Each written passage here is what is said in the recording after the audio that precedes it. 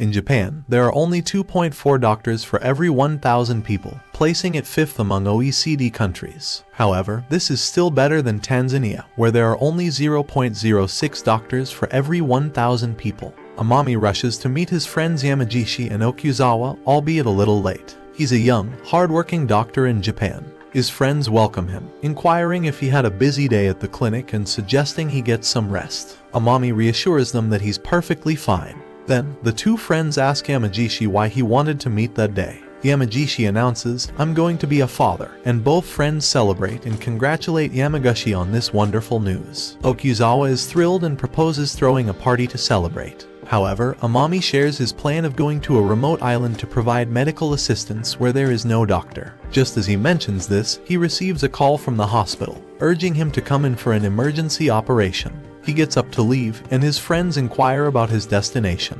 He informs them that his patient is showing signs of cirrhosis, so he needs to perform a checkup. He congratulates Yamagishi once again and departs. Yamagishi tells Okuzawa that he was originally intended to transfer to the island, but Amami decided to go in his place after learning about his problem. Both of them speak highly of Amami, acknowledging his selflessness as a doctor who does everything for others. Amami arrives at the hospital and instructs the assistant doctors to prepare the EBL for a hemostatic process on the patient.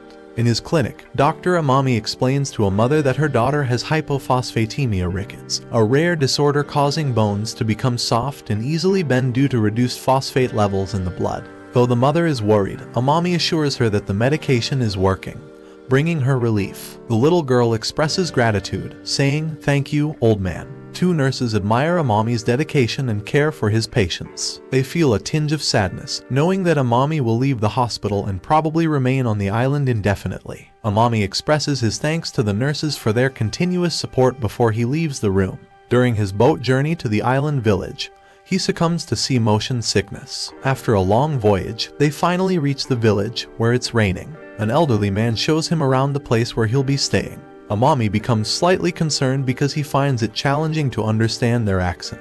He asks the man to inform him if anyone needs medical attention since the village has been without a doctor for a long time. The old man reassures him not to worry excessively. Despite his best efforts, Amami struggles to understand their language as it's new to him. He apologizes, explaining that he's new to the region and will try his best to learn the language soon. Their laughter fills the air, and they express their gratitude for Amami's presence. They mention that many places across the country lack doctors, making them fortunate that he came. In Japan, there are 600 doctorless villages, and the government does nothing for them even after petitions are signed. They thank him again and leave him to rest in his room. Amami, exhausted, lies on his bed, pondering about the village. Suddenly, he notices the fridge in the corner of the room. He gets up and walks toward it, and a powerful lightning strike hits the clinic, leaving him unconscious. In a different scenario, a group of slave traders travel through the jungle in a cart. They transport enslaved girls with the intention of selling them in the market. One of the men signals to stop the cart, noticing an issue in the back. A girl is fatigued and collapses. She's unable to stand or walk. The boss instructs them to disregard her, even suggesting killing her since they can't sell defective goods. The man hesitates due to the effort it took to capture her, but the boss grows angry. Frightened, the man agrees to kill her, not wanting to face the boss's wrath. He drags the girl in the forest with a chain to kill her, and as he was about to end her life, a gigantic chimera suddenly attacks, causing panic. The man abandons the girl and flees for his life, leaving her trembling with fear. With all her strength, she struggles to escape. Meanwhile, Dr. Amami finds himself in a strange jungle. He explores the jungle, searching for anyone in need of assistance. He spots a peculiar creature drinking water, a small, slime-like being. The sight surprises him. He pinches himself to verify that he's not dreaming and that this is indeed reality. After confirming, he approaches the creature, intrigued by its unique form. He wonders about its biological structure, as it resembles game slimes. Offering it his sports drink, he observes the creature's evident happiness. Amami surveys his surroundings, pondering the nature of the place. Suddenly, a girl falls nearby. He's taken aback by her odd ears and unusual breathing. Her appearance is a mix of a cat and a human. She speaks to him in her language, but he struggles to comprehend. Fumbling to understand, he suddenly finds the slime leaping onto his face, wrapping around it. As he tries to understand the situation, he hears the girl's language clearly. She urges him to flee, though he's unsure why. A massive chimera emerges from behind a tree, and he realizes the urgency in her words. He scoops up the girl and sprints, narrowly avoiding the chimera's strike. Behind the safety of a tree, he contemplates using his pen light to deter the chimera. He confronts the chimera and shines his light on it, triggering the creature's anger. The chimera charges, but the slime intervenes, releasing a stream of water that halts the chimera in its tracks. The chimera retreats, and Amami expresses his gratitude to the slime for enabling him to understand the girl's language. He returns to the girl, discovering her in critical condition with bruises and rashes, a clear allergic reaction. He realized it's anaphylaxis, a potentially life-threatening hypersensitivity reaction in which allergens enter the body and trigger allergic symptoms in multiple organs. He noticed a wound on her leg as well, but she isn't losing too much blood, so he should attend to the allergy first. He took out the adrenaline auto-injector to temporarily alleviate the progression of anaphylactic symptoms and prevent shock until she can receive adequate medical treatment. He warned her that it would hurt a little and injected the medicine. The girl cried out in pain. Suddenly, a group of people arrived. He asked them if they were from a nearby village. They all looked different, a mix of humans and various animals. One of them claimed the girl was his granddaughter and questioned what he was doing to her. He explained it was medical treatment and requested they take them to a safe and clean area. Confused but concerned for the girl, they agreed. They led them to a place where he could treat the girl. He used a pulse oximeter to measure her pulse rate and felt relieved to see that the treatment was effective. He proceeded to administer steroids intravenously, much to the astonishment of the villagers who watched him in amazement. They believed the girl's illness was caused by the curse of the god of the forest, perceiving Amami as a true magician capable of curing diseases. Amami watched the girl with a relieved expression as her breathing normalized. The girl woke up and found Amami before her, causing her to be surprised. Amami was genuinely pleased to witness her improved health. He then sought her permission to examine her body, which startled the girl, and she attempted to flee. However, the slime suddenly appeared, using its water ability to immobilize her. The girl surrendered and implored Amami to care for her. In another location, a priest healed the injured boss of the malicious smugglers who had tried to sell the girl. The priest's hand, injured from the chimera attack, was instantly healed. Grateful, the boss thanked the priest, who attributed his healing to the boss's faith. Back in the village, the girl had fully recovered and was overjoyed to be free of pain. Amami shared her happiness and assured her that her scars would fade quickly. The girl expressed her gratitude, and Amami admitted his relief at seeing her well again. Curious, she asked if he was a magician,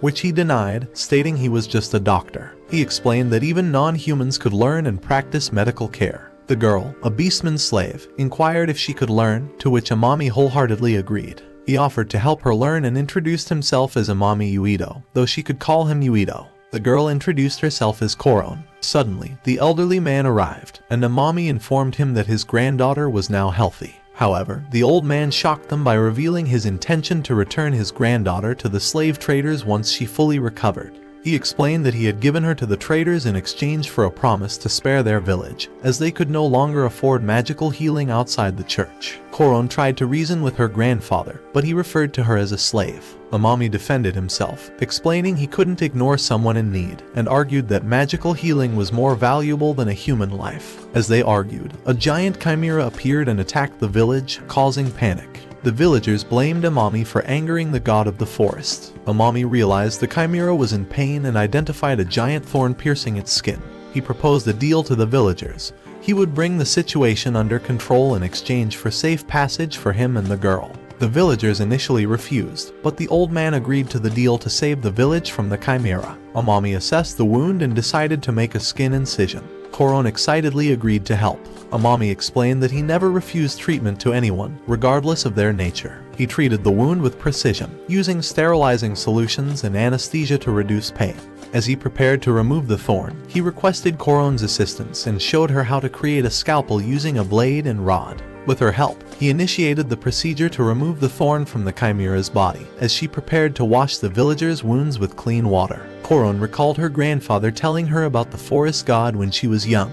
He had explained that the forest god used its claws and fangs to protect them from those who sought to harm them. It was because of the forest god that they could live there. He emphasized that no one should ever approach it or touch it, as those who did were cursed. Amami contemplated that he couldn't simply pull the spear out due to its fish hook-like structure embedded in the flesh. He considered various methods to remove it and ultimately opted to open up the chimera. With scalpel in hand, he expertly made a cut in the skin next to the spear's barb. Villagers watched the unfolding scene, and one among them remarked that if the human failed to save their god, he should die, but if he succeeded, he would still suffer the curse of the forest god. Coron arrived with water and clean clothes, stating that she would follow Amami's instructions precisely. Meanwhile, on the other side, Amami focused on removing the spear. He managed to cut the skin along the length of the spear, reaching both tips. He prepared to pull it out, concerned about the chimera waking up, urging him to hasten. Applying force, he carefully extracted the spear. Back with the villagers, they rejected Coron's offer to treat their wounds, dismissing her attempts to imitate the magician and reminding her that she was just a slave.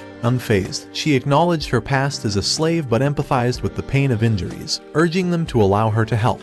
The villagers agreed, recognizing the merit in her proposition. Amami successfully pulled out the spear, prompting a sudden rush of blood. The spear had nicked an artery, and he used his hand to apply pressure to stem the bleeding. Concerned villagers commented on the profuse bleeding, and Amami resorted to using gauze, inserting his hand into the wound to apply direct pressure to the bleeding point. Coron called out to Amami to check on his well-being, but her grandfather scolded her, warning her not to get closer to the forest god or face a curse. Amami grew anxious, realizing he needed to halt the bleeding urgently. The encroaching darkness caused by the clouds hindered his visibility. He sought Coron's assistance in lighting the area with a lamp. Coron grappled with conflicting memories of her grandfather's warnings and her impressions of the doctor, ultimately deciding to help. Fetching a torch, she joined Amami and handed him the forceps he needed to stop the bleeding, the same tool she used to attach the scalpel blade. Grateful, he requested the medical pen light from her and directed her to illuminate inside the wound, while he let go of the torch. With Coron's illumination, Amami managed to staunch the bleeding. He reassured her that he would be fine and planned to resume the surgery soon. Coron expressed concern over his bloodied state, but he replied that it wasn't hygienic. However, he couldn't afford further delays. Determined, he highlighted his commitment as a doctor and the need to tend to his patient. This deeply impressed Coron. Amami began suturing the wound to prevent it from reopening. As he finished his work, he mentioned that he would monitor the healing process, but acknowledged the challenge of staying in the village after this. The following morning, Coron commended Amami for his work the previous day, and he thanked her. With the spear successfully removed and the forest god awake, Amami started treating the wounds of the village members, despite his exhaustion. Amami is washing his clothes when Coron asks him if he is not going to rest. He replies, "I'm just washing off the blood from earlier. It would be scary to get infected with some weird virus." He then remembers something and gets up to check the eyes of Coron. He tells her to wash her eyes too along with her body, as viruses can enter the body through the eyes as well. He says, "You've got to wash them even if it hurts your eyes a little." He mentions he would prefer a bath over the river, but Coron explains that the only place for a bath would be in the estate of a nobleman. Then they both start playing with water playfully. Amami is sitting in front of the village chief, and he asks if he wants to take Coron with him, to which he says yes. The chief explains that there's a chance the slave traders will come back to look for her, so it's better if she goes with him. The chief recounts that his daughter died not long after giving birth to that child, and her father also died as a hunter after getting injured. Amami is surprised that their lives are dependent on childbirth and food safety. In 1899, the maternal mortality rate in Japan was about 409 per 10,000 women. But due to the introduction of obstetrics, the rate dropped to around 3.3 per 10,000 in modern statistics. On the other hand, even today in the Western African Republic, the maternal mortality rate is confirmed to be around 13 per 10,000 women. The village chief expresses that healing magicians could have made a difference, but many youngsters died due to injuries since they lacked healing magicians. He laments that their village won't survive long before it's swallowed up by humans. He reveals that he gave Coron to the slave traders in exchange for a promise not to harm the village, hoping it would save the village, but it was all for nothing. Amami advises him not to give up on saving the village, and Coron promises to come back one day after learning how to heal others. The village chief shares that he originally gave her away to broaden her horizons and protect the village, and he's touched by her determination. Amami then asks the chief where he can find more tools to help more people. The chief recommends a place where different races coexist and where Coron can be safe. In the country of elves, the Hollow of the World Tree, something important is happening. The priest took 2 of his healing magicians from his country to help the elves. Queen Melina and Princess Yuno from the elf side show gratitude to the human magicians, but they hold different feelings inside. They pay large sums of money as compensation for the healing magic, naming it a tax. They comply with the magician's conditions due to the widespread sickness, but they wish they had healing abilities to avoid spending so much money. Village people bid farewell to Amami and Koron. They apologize for their previous behavior and express that he's a good person. Amami tells them to follow his instructions for treating their wounds. The chief also offers some guidance. He instructs Amami to head to the western territory of the demons, where various species coexist. He advises Koron to call Amami master outside the village as a precaution, and she agrees. They both leave the village. On the way, Amami stops, and Koron asks what's wrong. Amami explains that he wanted to check on the forest god, but he couldn't find him anywhere. Suddenly, the forest god appears in front of them. Amami is delighted to see him and notices his wound is closing up and his fur is growing back. The forest god starts following them, and they decide to take him along. All four of them set off on their journey. At the church, humans gather to discuss their healing magic powers. The priest advises the magicians who stayed at the country of elves to stay alert, as elves are beings that can gain knowledge from others. He told them to stop treatment immediately if they sense someone might steal their magic. The magician asks what will happen if their magic is leaked to other countries. The priest responds that the country would be erased from the map. It is said that humans were oppressed and broken, and the god gave them medical healing magic to save them. Eventually, humans gained power and became the rulers due to these healing powers. God gave humans healing magic for growth, but at the same time, God didn't want them to rely solely on that miracle. Therefore, God introduced knowledge that anyone could use, and that knowledge is modern medicine. The magicians Kulnulson and Saya are engaged in a conversation. Kulnulson suggests that they both should run away together, but Saya points out that this might lead to a war against them. Kulnulson counters by saying that if their secret, that he can't heal, becomes known, he might face execution, and that's why fleeing is the best option. A princess rushes to the queen with the news that the human healers have escaped. The queen becomes worried and decides to directly address the issue. She goes to speak with the demons, who seem visibly upset. A demon lady, sitting there, asks the queen, "How do you plan to rectify this situation?" Amami is inspecting Chimera's wound and assures him, "You're in the clear now. We just need to wait for the surrounding fur to grow." The Chimera responds with apparent happiness, licking him in gratitude. Koron reveals her wound, saying, "My wound still looks like this." Amami reassures her that this is normal. It's just that Chimera possesses an incredibly fast healing speed. "I should document this as a case study," he adds. Upon her inquiry, he explains that a case study is a publication that helps to illustrate how to treat illnesses using similar methods, leaving Koron astonished. A snake suddenly attacks Koron's collar, breaking it, which brings about joy among them. Koron affectionately hugs the snake and expresses her gratitude. She also extends her thanks to the forest god. Their attention is then drawn to a girl fleeing from a pack of black wolves. This girl is the princess of the wolves who initially pursued the runaway human healers but was subsequently bitten by the black wolves. Amami's team steps in to help her. The forest god intervenes, eliminating the black wolves, and Amami checks on her due to the bite wound. As the events unfold, the sight of the forest god, a human, and a beastman together surprises the princess. However, she loses consciousness due to her injuries and collapses. Amami quickly catches her to prevent further harm. Concerned, Koron asks Amami for guidance, to which he assures her, "I'll treat her." They carefully lay her down on a bed of slime. Amami begins by cleansing the wound with a liquid solution, followed by using gauze to apply pressure, stemming any bleeding. Opting for an adrenaline additive, he instructs Koron to inject it into the wound, which she does meticulously, following Amami's teachings. The bleeding is successfully halted. Amami then proceeds to employ a skin stapler to seal the wound, expediently concluding the procedure. Koron observes the efficiency of the skin stapler, marveling at how quickly it seals the wound.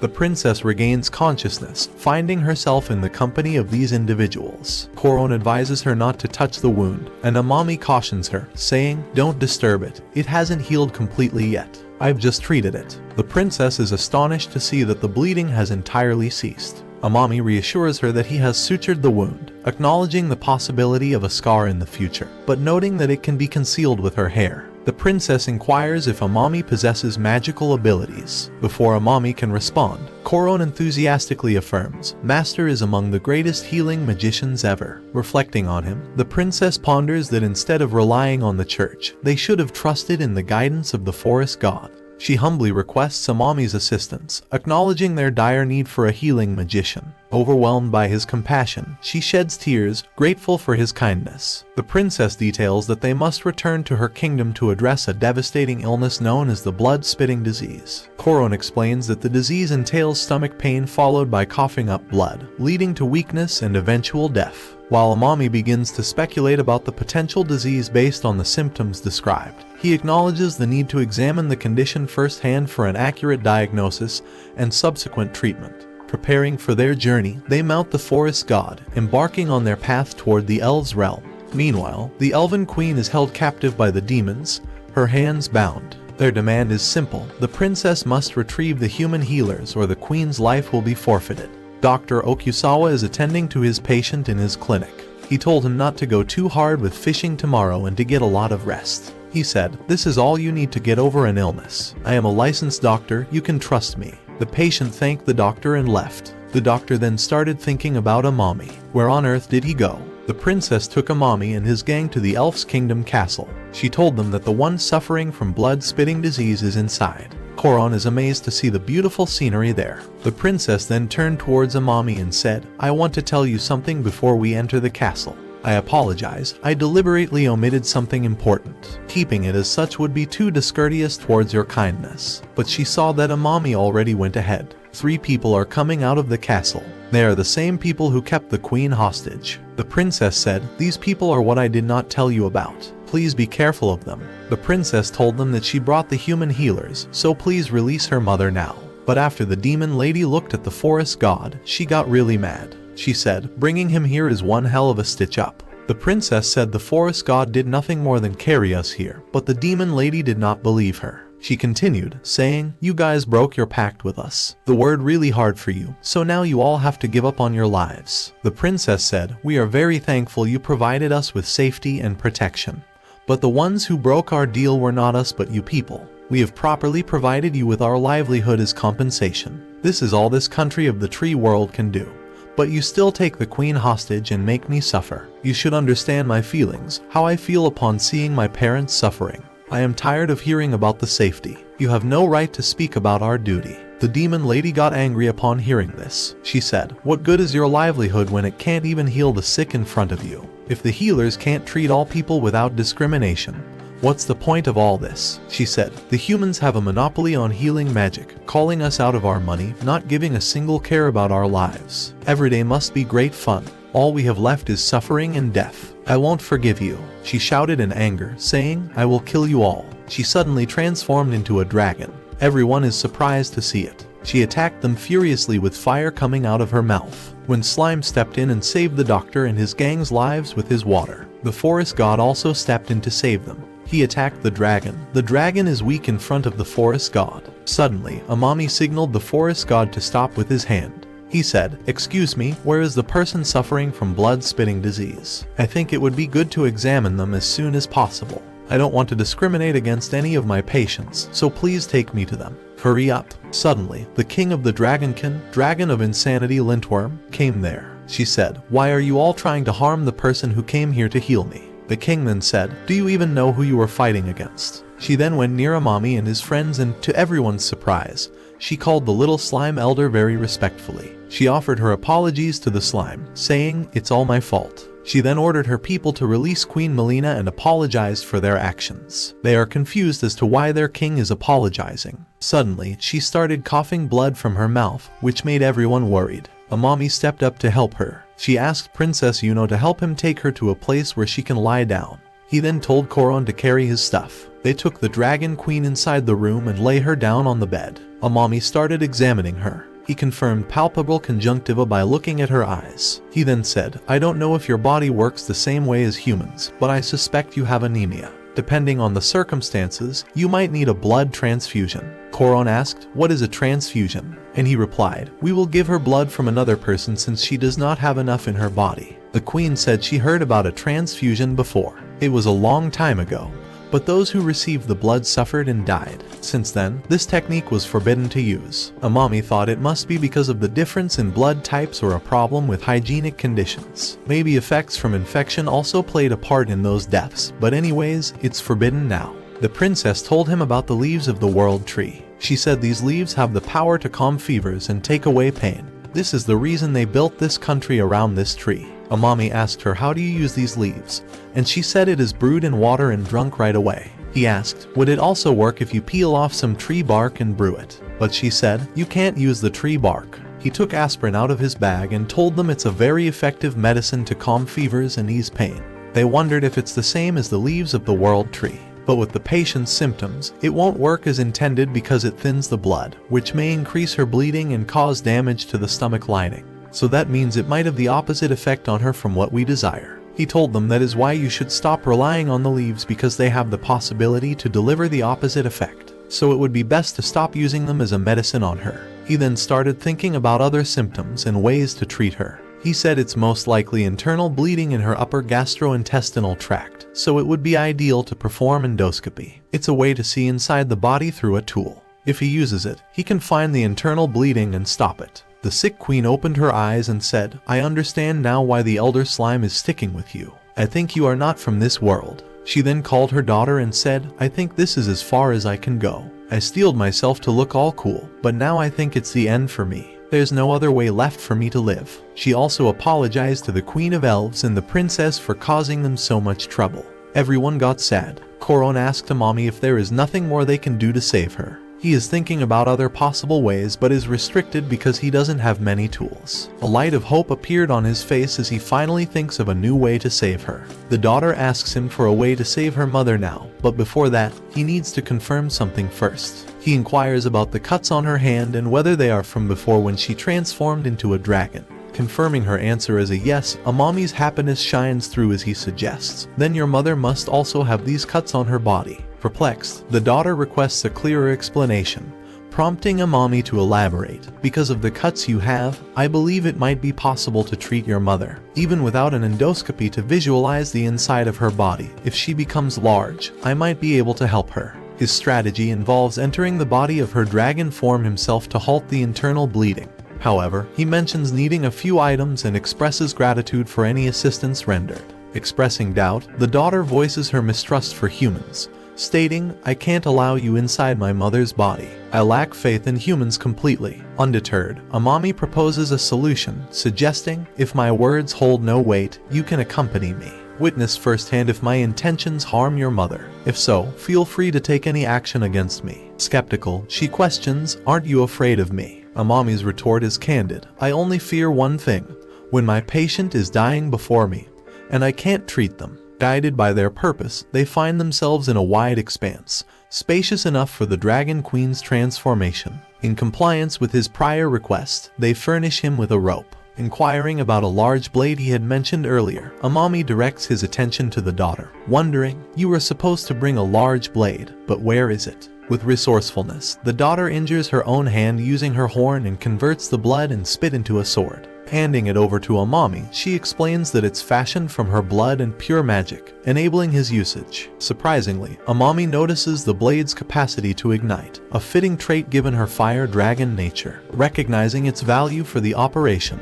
he prefers it over a standard one. Equipped and prepared, they stand poised to commence the procedure. As the queen assumes her dragon form, Amami is taken aback by its sheer size, surpassing even his expectations. Guiding her, Amami instructs the queen to recline on her left side, signaling their readiness to enter her body. Suddenly, her worsening ailment forces her to expel blood, each passing moment emphasizing their race against time. The rope started moving at a rapid speed, causing the daughter to worry about what's happening inside her mother's body. Amami didn't expect the interior to be this massive. His rope got untied, and when he was about to fall from a significant height, the slime saved his life again by transforming into a rope and aiding Amami in gripping it. He then sought a suitable landing spot, but beneath him lay stomach acid. Falling into it, the acid began to burn his clothes. Quickly leaping out with the help of the slime, he realized that had he been a minute later, he might have perished. He expressed gratitude to the slime, saying, I'm alive only because of you. Thank you very much. Amami, not knowing the slime's name, recalled the Dragon Queen referred to it as Elder. He suggested the name El and the slime gleefully embraced the new name,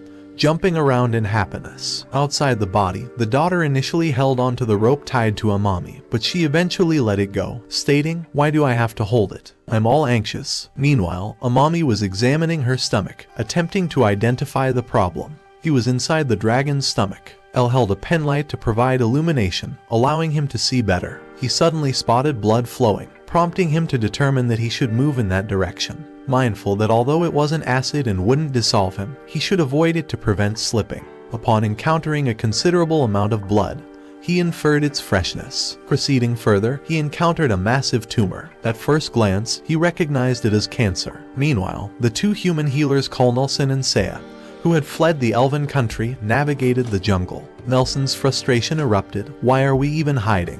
It's those bastards' fault." Saya questioned the ineffectiveness of their magic in curing the blood-spitting disease, even noting the failure of the leaves from the world tree. Nelson revealed, "The blood-spitting disease is incurable to begin with." Saya suggested that the Elsas could heal the disease, to which Nelson replied, "Don't use him as a standard. He's an anomaly and can heal any disease." Saya remained contemplative, believing there must be a secret to it, reasoning that if El could do it, they should be able to as well. Suddenly, they encountered a pack of black wolves ahead and prepared to defend themselves. Back to Amami, he continued examining the tumor, which was notably large. He grappled with the challenge of treating it similarly to how it would be done in humans. Observing the visible stalk, he decided his initial step should be to remove it. Ordinarily, he would employ a cup or a polypectomy snare to secure the stalk, followed by using a snare or electrocautery to cauterize the incision. However, he lacked these tools, and even if he had them, they wouldn't suffice for a tumor of this size. Contemplating the use of a rope for tying, he realized he lacked the strength for such a maneuver. He also recognized that the sword, while different from electrocautery, might not be suitable for this case. Reflecting that he could use flames to cauterize a stomach ulcer, he hesitated due to uncertainty about the safety of removing the tumor this way,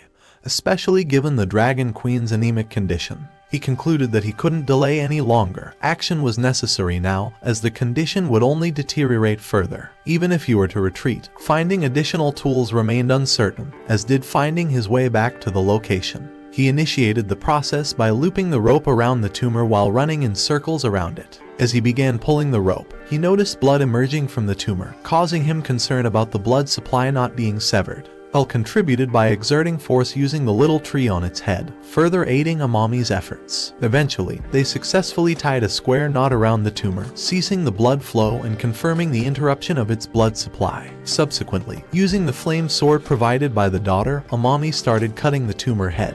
Outside, the daughter grew increasingly anxious about the duration of the procedure. Coron offered reassurance, stating, "Master will save your mother. Please calm down." Skeptical, the daughter questioned his confidence, to which Coron responded, "Master saved my life.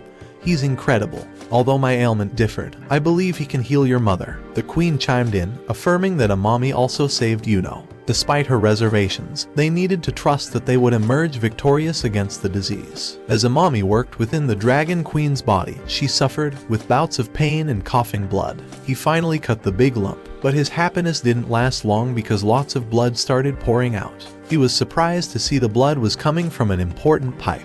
He got covered in that blood and some yucky stuff from the stomach. Outside, the dragon mom was hurting and coughing up blood. Everyone ran away to not get hit by the dragon moving suddenly. The string that was holding Amami broke, and that meant he couldn't get out of the body anymore. Alec looked at the floor covered in blood and said it's mostly blood and not the yucky stuff that melts things. The dragon mom was getting colder and couldn't survive much longer. So, the daughter turned into a dragon and went close to her mom's body. People told her to wait, but she didn't listen. Everyone was worried when they saw her sharing her special energy with her mom.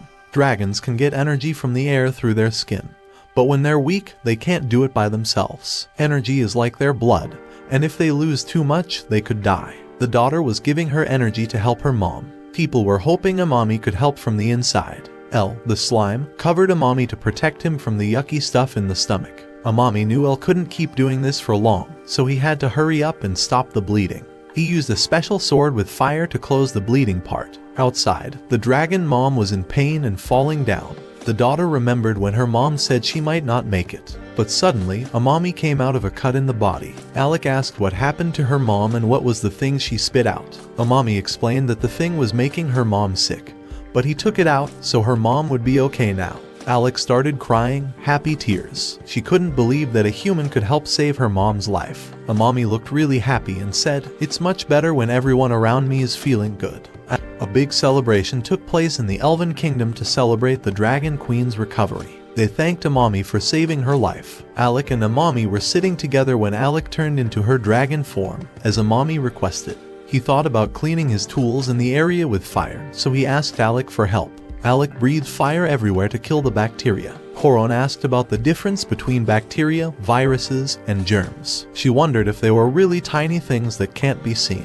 Amami explained that they are very small and he'll find a way to show them one day. He thanked Alec for helping him clean. Alec said he offered to do it, so there's no need to thank her. Amami looked at her hurt hand and offered to check it if it hurts again.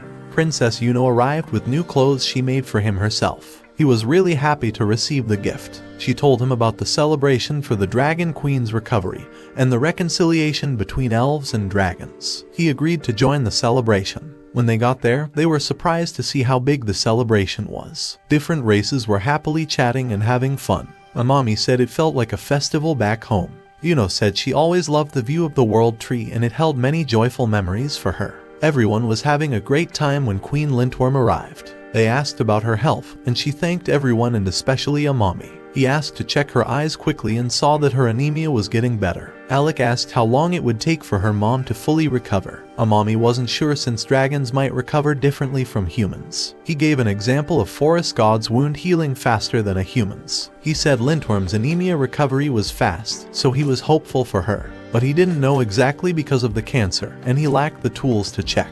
The queen said she didn't need an exact answer. She was grateful he saved her life. She asked if she needed regular checkups. Coron didn't know what that meant, so Amami explained it's when a doctor checks on a patient after treatment to make sure they're getting better. The queen joked about it feeling like a torture inside her dragon body. Amami said he had no other way to check her, and he apologized for causing her more pain. The queen laughed and said she's starting to like him as a human. She told him to call her Lin-san and said they'd be sticking together for a while for checkups. The dwarf king expressed concern, and the queen said he's her savior. He offered Amami a drink to celebrate. They were enjoying drinks when a young dwarf saw the group, including the forest god, elves, dragons, and humans, together. Princess Yuno reassured him not to worry. Kulnilson and Saya were hiding from black wolves. Saya was hurt and asked Kulnilson to heal her. He hesitated because he knew Saya only had purification magic and couldn't heal herself. He thought she was exaggerating and didn't help her. The wolves attacked, and Kulnilson left Saya and ran away.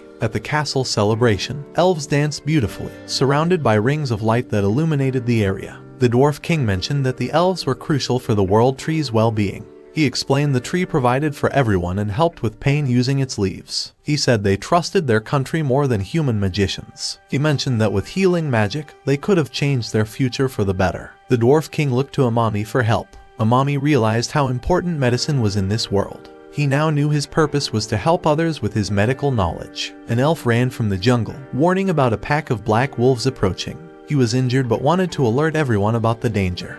The country of wolves was under attack by the black wolves. Elf fighters were struggling to keep them off the walls due to their large numbers. Kulnilson found himself hanging on a tree, desperately calling for help as he identified himself as the holy priest. Amami decided to help anyone in need, regardless of who they were. He asked for understanding, explaining that he couldn't let anyone die before his eyes. Princess Yuno, armed with her sword, left to join the fight against the black wolves. Alec asked if Amami would also help the fleeing priests. She explained that these humans were different, responsible for the attack. Amami understood her point but insisted he couldn't let anyone suffer when he could help. Alec recalled how those healers had abandoned her mother, leading to her near death. The queen and Alec both told Amami to do what he believed was right. Riding on the back of the forest god, Amami flew away to assist others. The queen ordered her troops to support Princess Yuno in the battle. Alec transformed into her dragon form and joined the fight. A large pack of black wolves was overwhelming the fighters, and the situation seemed dire. Princess Yuno's arrival and the addition of Alec and the forest god gave hope for a potential victory.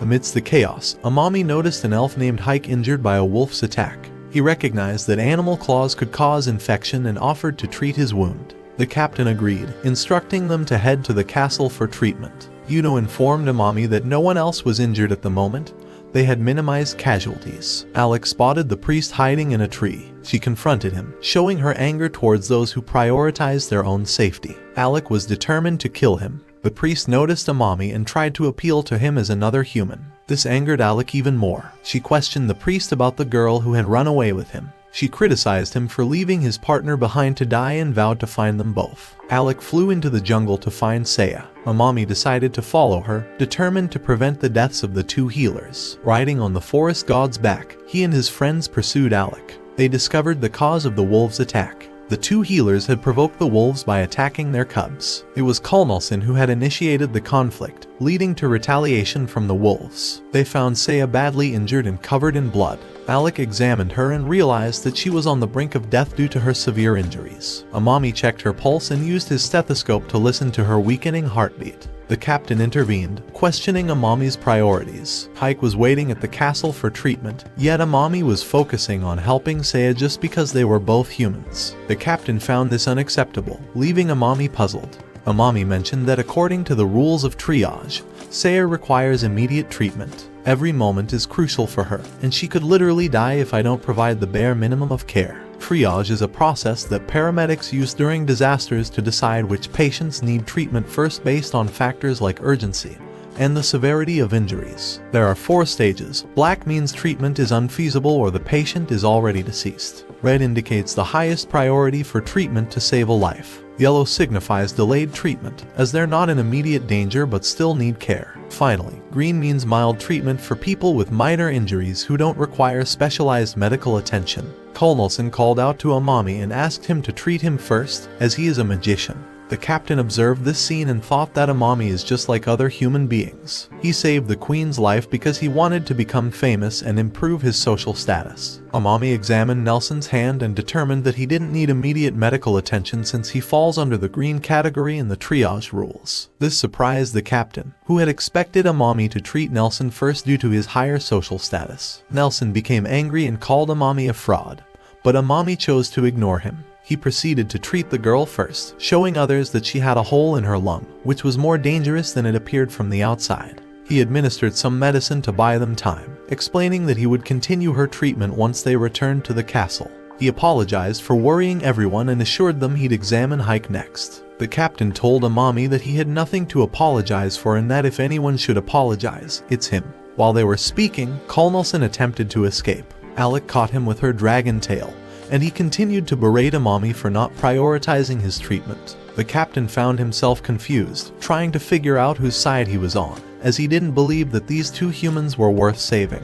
Amami tried to explain that his priority was to help anyone in need, regardless of their background. At the castle, the queen and princess were attending to Hike, using the leaves of the world tree to ease his pain. Amami and the others arrived, and Captain was holding the injured girl. Amami requested that they allow him to use the room for treating Hike. He assessed Hike's wounds, cleaned them, and assured him that he'd keep examining them for a full recovery. Captain was impressed by Amami's actions, realizing that he genuinely cared for his patients regardless of social status. Now, Amami decided to treat Saya. He asked Koron to fetch his stethoscope.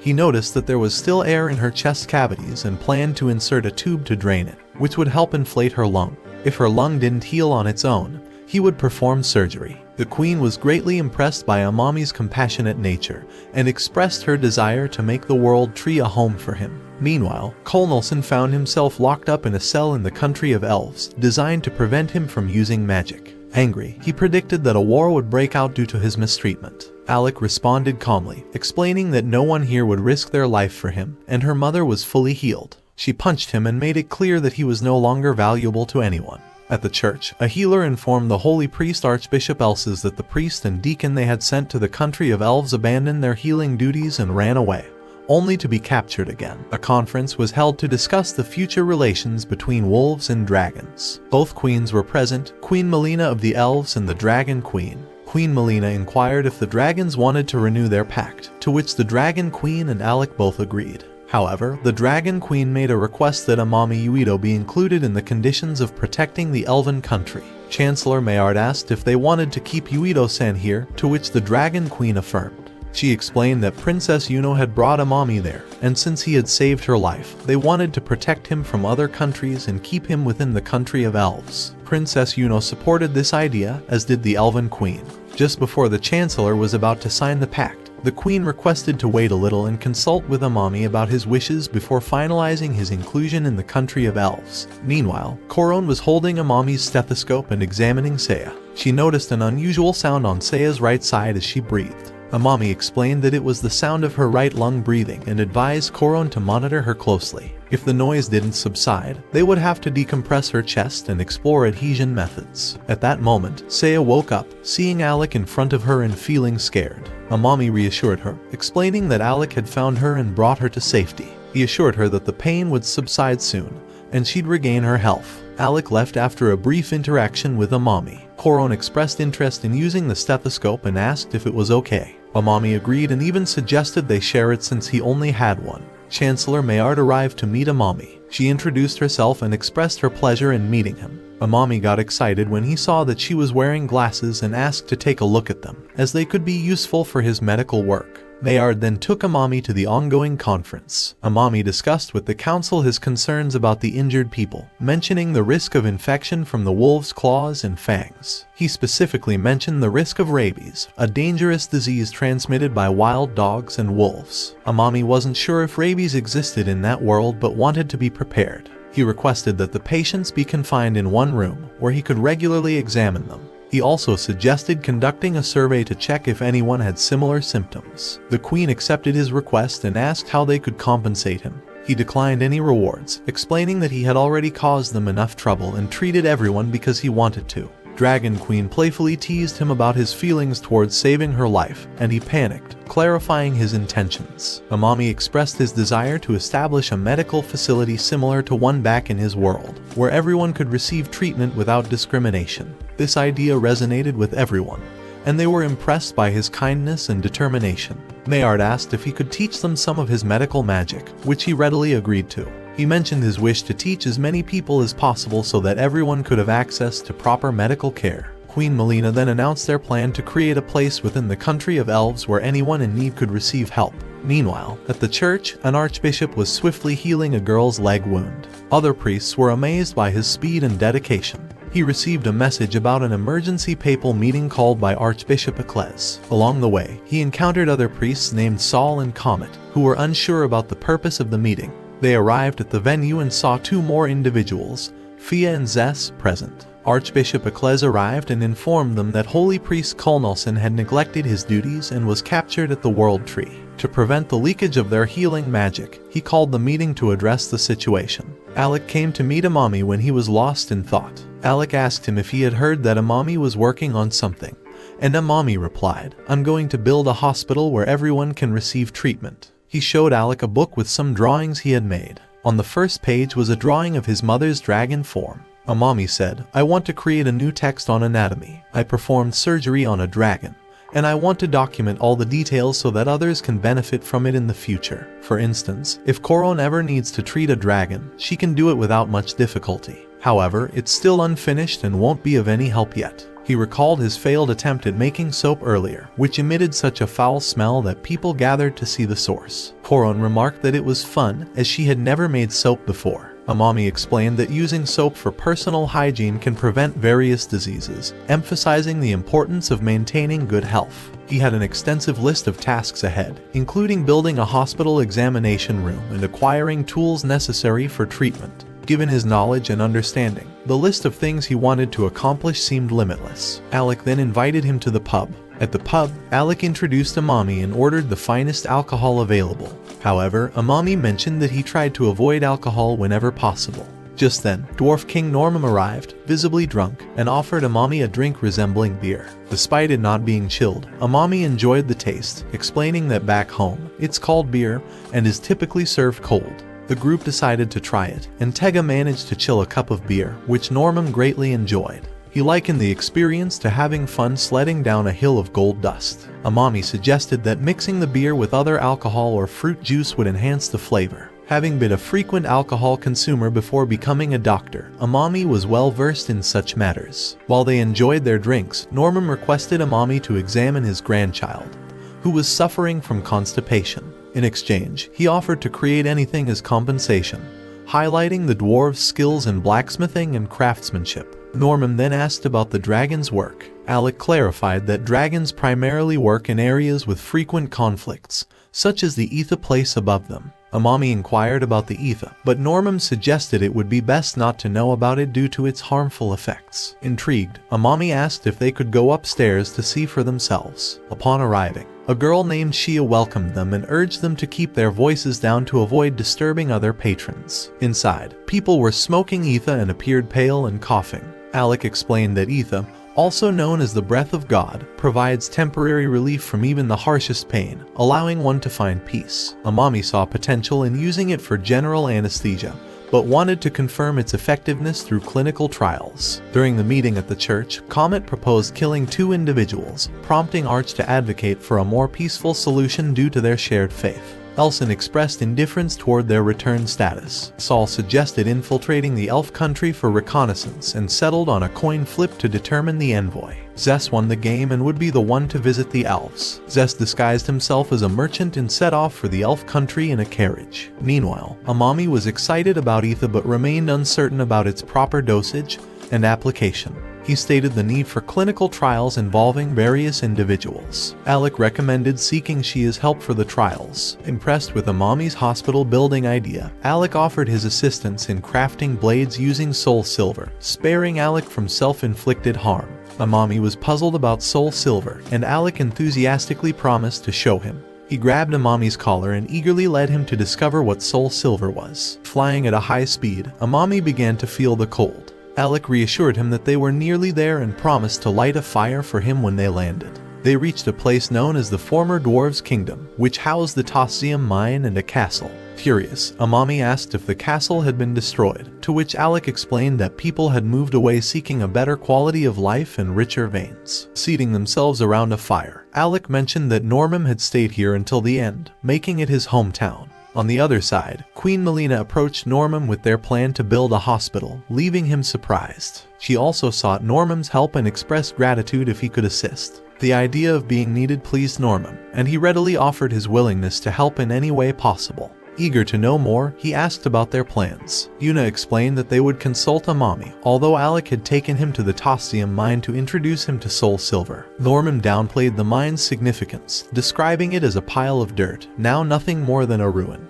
Nevertheless, he was confident that they could gather the soul silver without difficulty, allowing them to begin building while they waited. He gathered his dwarf workers and motivated them, considering this their first significant job in a while. When Hugh approached him, expressing his desire to help, Norman asked about his well-being. Hugh assured him he was ready and well, prompting his grandpa to advise him to be careful. Suddenly, a man rushed to Norman, informing him that Hugh had collapsed. This news left Norman shocked, and they promptly decided to take Hugh to the castle. Upon reaching the castle, they carefully laid Hugh on a bed, where he lay in evident pain. Norman turned to Coron, inquiring if she could offer any assistance. The princess suggested calling Amami, yet Norman pointed out that it would take 2 days for him to reach them by horseback. Yuno stepped forward, offering to fly with the forest god to reach Amami more swiftly. Equipped with a jacket from Lindworm Sama to protect against the cold, Yuno set off on her journey. Norman's frustration grew, realizing that despite their hurry, it would still take time for Amami to return, leaving Hugh in pain. In the mines, Amami and Alec searched for soul silver. Noticing a set of stairs leading to an underground tunnel, Alec cautioned Amami not to exhaust himself descending, as they would need energy for the climb back. Finally, they reached the mine entrance. Alec transformed into a dragon, using his fire to illuminate the area, but they lacked materials to create a torch. Amami then used his penlight to illuminate their path. Inadvertently, he stumbled into a thick spider web. Alec assisted him in clearing the web from his face, noting that it hadn't been there during his previous visit. Just then, Size arrived, requesting permission to help alleviate Hugh's pain through her magic. However, Norman sternly refused, citing his distrust for her. He warned her against any harm to his grandson, even as Seiya insisted on helping until Amami's return. Seiya even took a moment to apologize to Lintworm Samantha for her past behavior, expressing a desire to face her challenges instead of running from them. Queen Melina turned to Coron for insight into Amami's likely response, and Coron believed that he would indeed accept Seiya's help. Queen Melina then advised Norman to let go of past conflicts, emphasizing the importance of relieving Hugh's suffering. Overwhelmed by his grandson's pain, Norman finally relented, pleading with Saya to save Hugh. Saya approached the child and began examining him. Shockingly, she discovered deposits and mana buildup in his tummy. Deposits referred to a muscular, stocky build, while mana buildup indicated a curse causing stretching and pain in the chest or belly. She mentioned considerable indication around his stomach and asked for leaves from the world tree to alleviate his pain. Coron fetched the leaves, which were brewed and given to Hugh. As she administered the treatment, Saya recalled a time when she and Kulnulson had abandoned Lintworm and ran away. Kulnulson had urged her to flee, believing they couldn't heal her. She also remembered Amami's commitment to treat everyone without discrimination, a sentiment that struck a chord with her. In the mine, Alec and Amami navigated the darkness while an unseen threat attacked them. Alec suggested he handle it, but Amami wanted to talk instead of harming it. With the help of his pen light, Amami spotted a girl with spider legs. He deduced that fire might have scared her, causing her to attack. Seeing many baby spiders, he understood she was protecting them. The girl wondered if they were in another situation where she'd let her guard down and be killed. Amami attempted to convince her otherwise, explaining their purpose was to collect Silver Soul. Amami then asked to examine her leg, surprising her. She accused him of being a pervert, but he clarified he wanted to treat her burnt-looking leg. Just then, Princess Yuno arrived, relieved to have found him, and informed him about Hugh's situation at the castle. At the castle, Saya struggled to heal the boy, using up too much mana and leaving her unwell. Nine questioned if her method was effective, considering Hugh's ongoing pain. Apologizing, Saya explained that purification magic worked best for people with stiffened bellies and mana buildup. She was barely standing, prompting the queen to offer support to prevent her from falling. After some time, Amami and his team arrived. He apologized for the delay and immediately examined Hugh. Saya described his condition, noting his stomach indication, burning sensation, and shivering, indicating possession by evil spirits. Amami related this to unseen germs or bacteria, a concept he compared to the magician's evil spirits. As he touched Hugh's stiff belly, he contemplated whether it indicated muscular defense. The pain caused Hugh to shout out. Coron informed Amami that the pain shifted from the middle to the right side of the navel, raising concerns about appendicitis. Norman asked what appendicitis was, and Amami explained it as the swelling of the appendix in the lower right abdomen. Norman pleaded for Amami's help, stating that Hugh had been suffering for a while. He inquired if purification magic could work, and Saya confirmed, citing the Archbishop's recommendation. Amami decided on a combination of magic and antibiotics for treatment. He requested Alec to bring Shia to use Etha for the surgery. Queen asked about the procedure, and Amami explained that, unable to enter the body like before, he would need to perform open surgery and administer Etha to induce sleep during the procedure. When Shia arrived, Norman asked her to test Etha first due to his fear and uncertainty about its effectiveness. He apologized and offered himself as a test subject. After inhaling Etha and experiencing no pain, Norman's fear subsided, and he fell asleep due to its effects. They requested his passport for city entry, and then inquired about his purpose in the country of elves. Rand stated he was there for business, which allowed him to proceed. Meanwhile, Amami prepared for Hugh's surgery. Alec inquired about disinfected pans, and Amami produced one. Alec used soul silver to create 3 scalpels instantly, ensuring their sharpness and the elimination of bacteria. Saya, observing, was perplexed by this treatment method. She hadn't witnessed such a technique before and pondered Amami's true identity. Shia questioned if she should administer Etha due to Hugh's prolonged suffering. Amami requested her to wait a bit, change clothes, and take precautions against bacteria. Coron and Yuno donned disposable gowns, and Shia covered her horns. Amami then prepared another anesthetic, intending to administer it while the patient was still conscious, even though it would cause some discomfort. With Coron's assistance, he positioned Hugh and marked a spot on his back with his nail. Yuno filled a bowl with povidone iodine and placed cotton balls inside. Amami cleaned the injection site with a cotton ball, used a syringe, and then inserted the chewy needle, carefully extracting spinal fluid. After securing a catheter, Shia administered a high dose of Etha, aiming to prevent extreme pain. She assured Hugh they would save him no matter what, causing him to fall asleep as they prepared for surgery. Amami began the appendectomy by making an incision in the stomach. He requested Coron's help with passing tools, asked for the round scalpel Alec had prepared, and cut the skin about 1 centimeter deep into the abdomen. To minimize bleeding, he used gauze in the hooked forceps held by Coron. He employed retractors for proper visualization, then proceeded to cut through muscles. The abdominal external oblique muscle was carefully cut, and he explained the layers they had to go through to reach the inflamed appendix. Using self-retaining retractors, he had Koron manage them as they moved deeper. Amami cut through the transverse abdominal muscle with the peak scissors, guiding Koron with the non-barbed forceps. As he prepared for the final cut, a part of the intestine unexpectedly popped up, startling them. A collective scream filled the room as the girls reacted in fear. Hearing the scream, Nino attempted to enter the room but was halted by Alec. Nine expressed skepticism about Amami's method of treating pain through cutting and questioned the sanity of such an approach. Alec advised Nine to believe in Amami, recalling his own past doubts during his mother's treatment. He stressed the importance of trust and patience. Understanding Alec's point, Nino apologized for his reaction and decided to place his faith in Amami. Inside the room again, Amami applied pressure to the area where the intestine had popped up, reassuring everyone that it was due to gut pressure. He had Koron hand Shia a yellow syringe containing lidocaine. Amami instructed Shia to attach it to the filter on Hugh's back and press the tail-like structure to deliver the medicine. This spinal anesthesia, combined with ether, helped control the intestine from popping out. Amami explained that using lidocaine, typically a pain blocker in the spinal space, also worked as muscle relaxation. Koron recognized that this was the same medicine Alec had used on the forest god, realizing its potential to change the world significantly, both positively and negatively. He showed them the tinea libera that runs along the intestine.